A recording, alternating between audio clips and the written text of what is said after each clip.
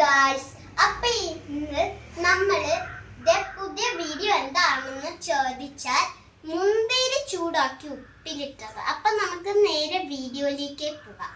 ആദ്യം തന്നെ മുന്തിരി കട്ട് ചെയ്തതാണ് ദേ.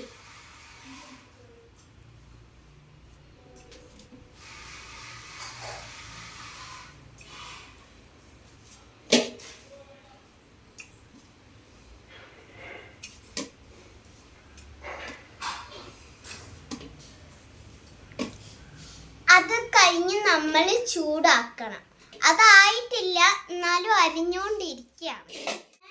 കഴുകണം.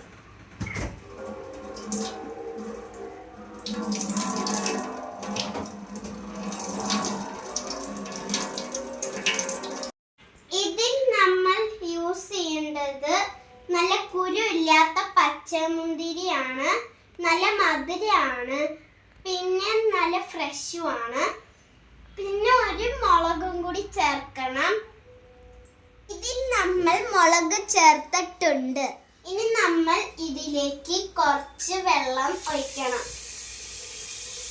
ഇനി നമ്മൾ ഇതിലേക്ക് 2 സ്പൂൺ ഉപ്പിടണം. ഇനി നമ്മൾ ഉപ്പിലിട്ട മുന്തിരി ചൂടാക്കാൻ പോവാണ്.